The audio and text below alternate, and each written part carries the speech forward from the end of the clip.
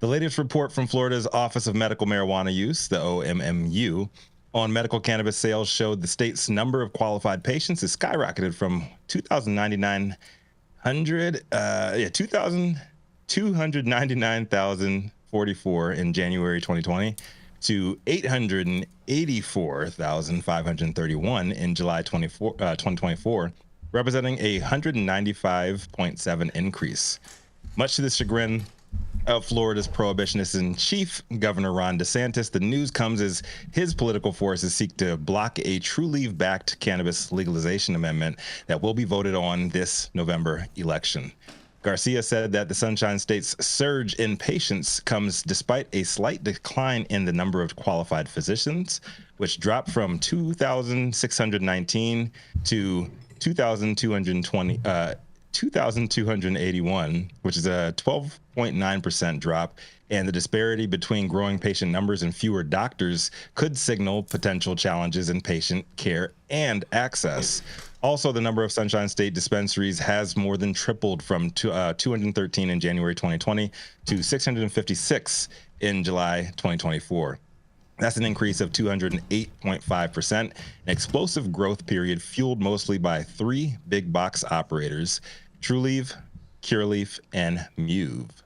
The article states that since early 2020, Florida's THC dispensation grew from 59,436,543 milligrams to 349,307,185 milligrams, 487.6% growth.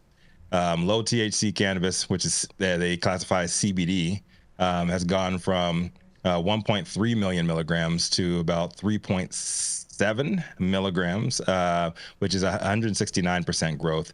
And marijuana in form for smoking from 15,485 ounces to 109,343 ounces, 606% growth. So lots of growth in both sales and consumption in the state of Florida.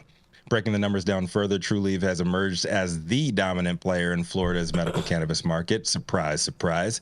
Since January 2020, the company has expanded from 42 to 140 locations, 233.3% increase. Trulieve's dispensaries have significantly higher sales ratios per store, with each location selling on average 788,664 milligrams of THC and 298 smokable ounces of cannabis. Curaleaf more than doubled its locations from 28 to 62, 121%, with average sales per store slightly lower than Trulieve's. And Muve expanded from 12 to 77 locations, 542% growth, and average sales per store have been much lower than Trulieve and Curaleaf, but they still are expanding in locations there. The article closed out by giving honorable mentions to Air with 65 locations, and Certera Wellness coming in the last place there, 37 to 45 locations, both pulling in negligible average sales per store compared to Trulieve and the others. From a strictly numbers standpoint, it appears Florida's demand for access far exceeds what the current market can sustainably provide. So I don't think anybody with any sort of common sense can see Ron DeSantis fueling this whole green civil war down there, pitting Florida's hemp and marijuana industries against one another as anything but a personal crusade against the will of his own constituents.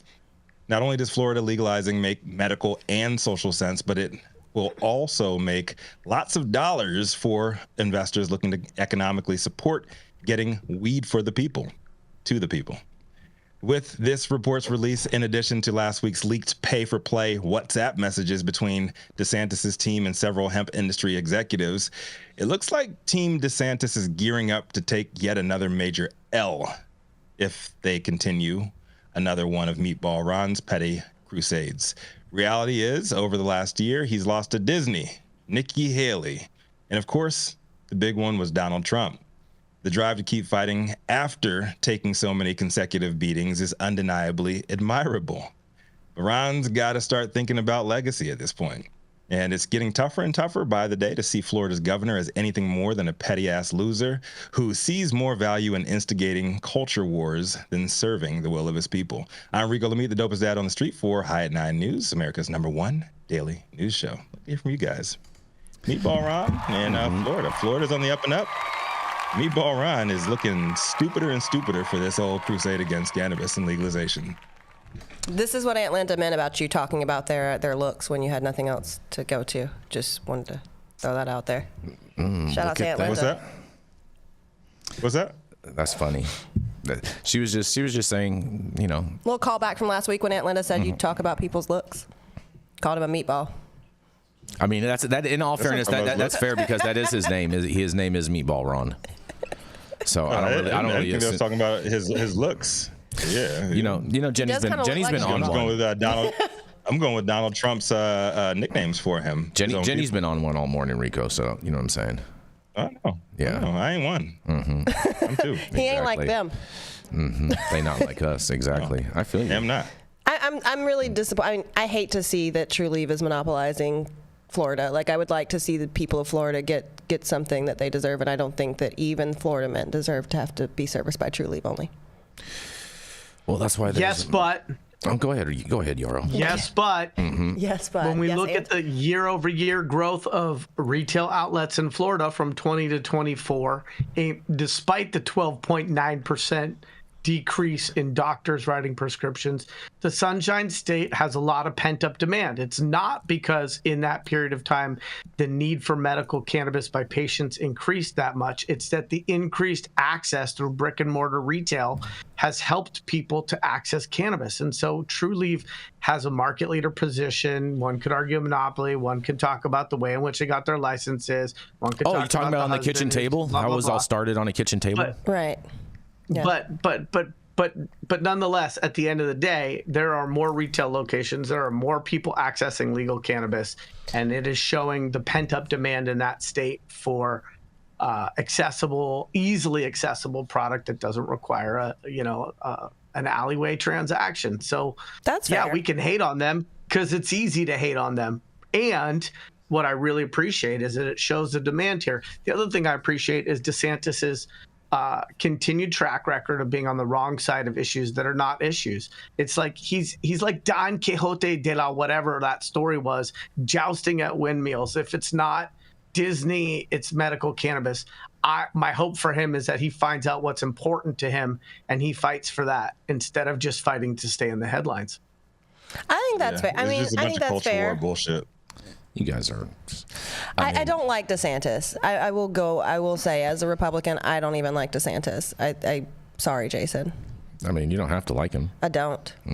I think he's a fantastic governor, but what does he stand for? What does he stand for? What's his North Star? He doesn't stand for anything. He stands on things. That's fair. That's why he has big boots. He stands on everything but business. Yeah. I mean, I think that they're just. I think that with this story, they're just trying to gaslight the Florida constituency into believing that this legalization bill is going to pass on its first run, and because they need to get a lot of momentum to get up to 60% of the vote in order for this to pass. And I'm not sure that they're going to do it because there is no home grow provision in there, and there's a lot of activists within the state of Florida that do not want it to pass, which I think makes a very interesting political alliance between the hemp bros and the activists, because the hemp bros did the deal with DeSantis, so then that way they could still sell all of their products. Well, I think that's part of the beautiful thing about cannabis is it's a medicine that you can grow yourself. Like, you can take true control and actually advocate for yourself to the point of producing a clean, safe product to help you. So I think that taking home grow out of anything is just ridiculous. No, I will always does lack of home grow has lack of home grow stopped any legalization efforts anywhere else? No, it hasn't, but it should. It absolutely should. Just because it hasn't doesn't mean it won't. Whoa, big screen. Just because it hasn't, it definitely won't. I definitely don't think it won't. And just because they don't say that that's the reason doesn't mean it's not. I know, Jason. You always say, "Don't let bad be the enemy of the good." Don't let the bad be the enemy of the good. Don't let perfect. Don't let perfect be the enemy of the good. And the good here is legalizing so people can have more access to these stores. That the demand is there. Period. The numbers do not lie. Well, Florida's always been like a great market. The more people are going out there, they need more product, and this is going to be more tax revenue for the state. It's going to be more investor dollars raining down, and those trickle-down economics that you guys love to bring up. This is a huge proponent. I love some good old trickle-down economics. So there's no reason for Ron DeSantis to ever be against legalizing in the great state of Florida when everybody wants it except for him, and he's paying off these hemp executives to pretend like they are against it as well. It makes no sense. And I think moderate Republicans are done a disservice by people like DeSantis who are cutting against the grain of popular opinion. And so what I would expect from any capable politician that doesn't have a North Star is to at least read the tea leaves or be a weather vane and to align themselves with what they think is popular opinion. And I don't think in Florida the majority of people are against legal cannabis. No. Interesting. So then who is he pandering to? And if it's not the base and if it's not the majority of his constituents, who is Meatball Ron pandering? Well, the whole thing though, his own petty little bullshit. The whole thing though, that's it. The whole thing though, Yarrow, you mentioned the majority, but the problem is that with this Florida initiative, you need more than a majority. You need a 60% threshold in order to pass. Exactly. Right. And I don't think they're going to do it. I think they're going to get to like maybe 54, 55%, but I don't think they're going to get over 60. Weren't the polls saying 80% was approved? But we know all those polls are fake. Trulieve wins no matter what, right? Trulieve wins no matter what, because if it doesn't pass, they're still expanding their footprint in this market with a limited license state and can afford to take another run at this in the future. They still get the credit even without the home grow, which I think it's immoral, but that's me. They still get the credit of advancing access to cannabis. And even if it doesn't pass by the 61%, if it gets more than 50%, that means that Meatball Ron is not representing the position of the majority of the constituents in Florida. Shock. Yeah.